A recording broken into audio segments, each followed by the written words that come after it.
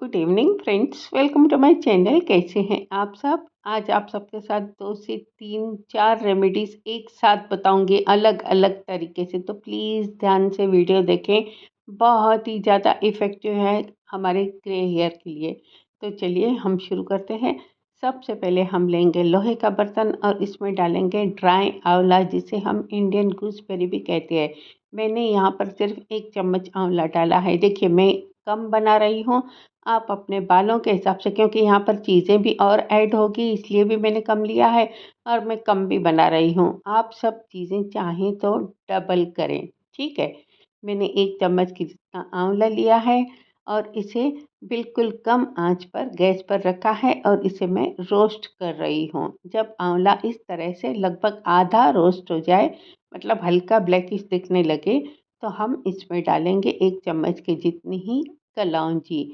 आंवला को हमने पहले इसलिए डाला क्योंकि आंवला की साइज़ थोड़ी बड़ी होती है, तो वो रोस्ट होने में थोड़ा-सा टाइम लगाता है। कलौंजी और फिर मैं डाल रही हूँ चाय पत्ती। तो कलौंजी और चाय पत्ती मैंने साथ में डाली क्योंकि कलौंजी और चाय पत्ती की साइज़ लगभग सेम होती है। तो आधा लगभग आंवला जब रोस्ट हो जाए उसके बाद हम डालेंगे चाय पत्ती और कलौंजी। ये तीनों ही चीज़ें बालों को काला करने के लिए बहुत ही ज़्यादा इफ़ेक्टिव है।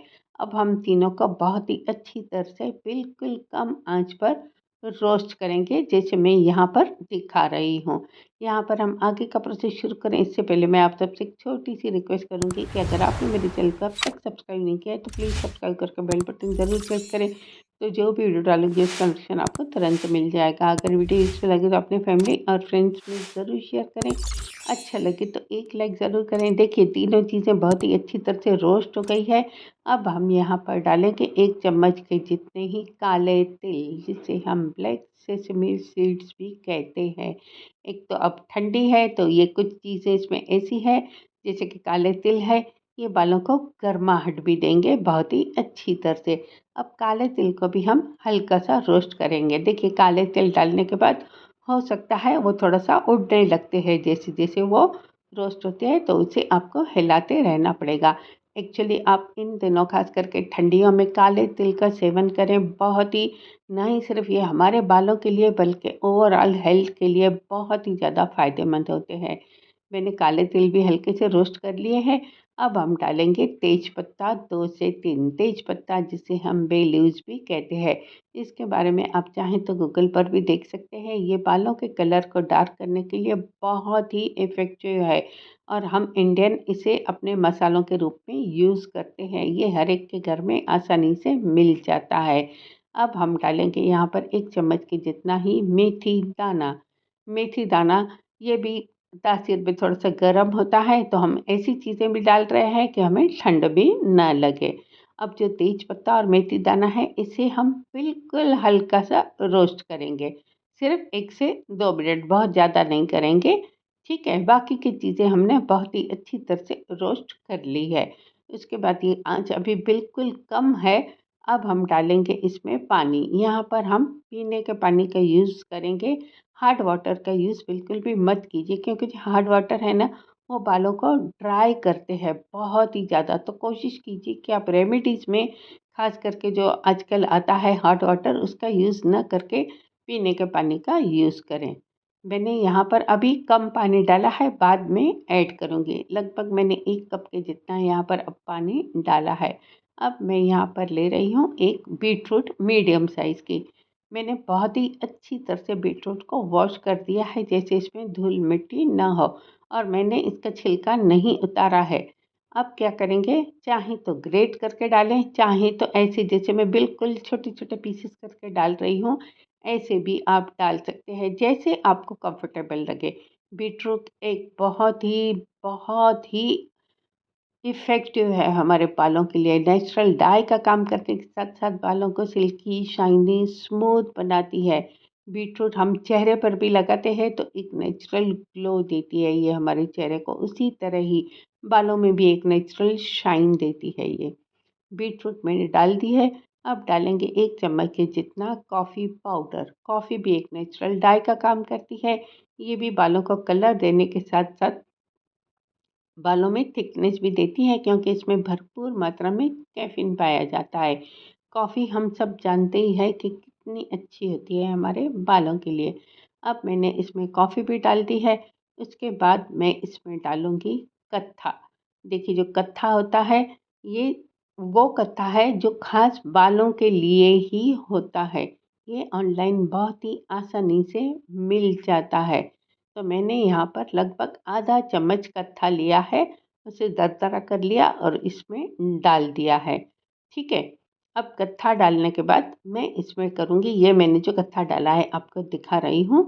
अब मैं क्या करूँगी, इसमें और पानी ऐड करूँगी क्योंकि अब जो हमने चीज़ें डाली है, इन्हें हमें लगभग 8 से 10 मिनट बहुत ही अच्छी तरह से बॉयल करना है।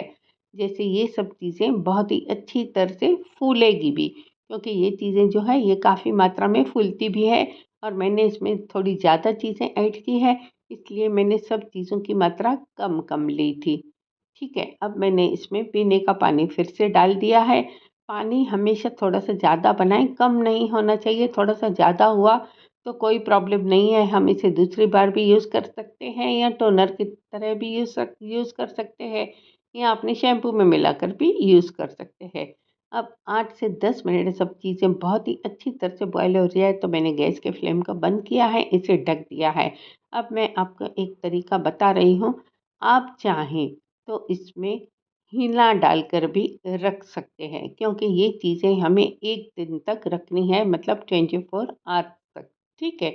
तो चाहें तो आप इसमें हीना मतलब मेहंदी डालकर रख सकते हैं अपने बालों के हिसाब से। मैंने यहाँ पर ऐड नहीं की है।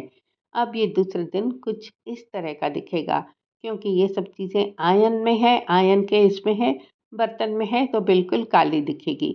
अब ये पानी कभी भी आपको कुछ चीज़ें ग्राइंड करनी हो तो थोड़ा-सा हमेशा पानी पहले हटा दें, क्योंकि ऐसे ना हो जाए कि बहुत ही ज़्यादा पतला हो जाए। थोड़ा-सा थिक हो गया है तो हम पानी को फिर ऐड कर सकते हैं। अब मैंने क्या किया, एक छोटे बाउल के जितना पानी साइड में रख दिया, उसके बाद मैंने इन चीज़ों का एक बहुत ही स्मूथ सा पेस्ट बना लिया है। देखिए एक्चुअली इसे छानने की ज़रूरत नहीं है, आप चाहें तो इसे छान भी सकते हैं। मैंने नहीं छाना है। अब चाहें तो इसे इसी तरह ही, ठीक है, जिन्हें हीना बिल्कुल भी पसंद नहीं है, इसी तरह ही अपने बालों में लगाएँ छोटे-छोटे सेक्शन करके। कम से कम 2.5 से 3 घंटे ज़रूर रखें, दिन के टाइम पर लगाएँ। उसके बाद सिर्फ़ नॉर्मल पानी से वॉश करें, या फिर आप चाहें तो इस वक़्त आप इसमें हीना ऐड कर सकते हैं अपने बालों के हिसाब से, और जो हमने पानी बाहर निकाला है, इससे हीना की पेस्ट बना लें और 4 से 5 घंटे छोड़ दें, उसके बाद एप्लीकेशन करें।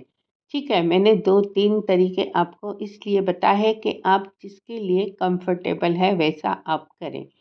नहीं तो आप सिर्फ़ इसे लगा लें और उस दिन सिर्फ़ नॉर्मल पानी से आपको बालों को वॉश करना है, कोई शैम्पू नहीं करना है। उसके बाद बहुत ही अच्छी तरह से रात को ऑयलिंग करें, और ये पानी बच गया है तो आप इसमें अपना शैम्पू डालें। पहले ऑयलिंग करें, उसके बाद इस पानी में आप अपना शैम्पू डालकर उससे वॉश करें, वीक में 1 बार करें।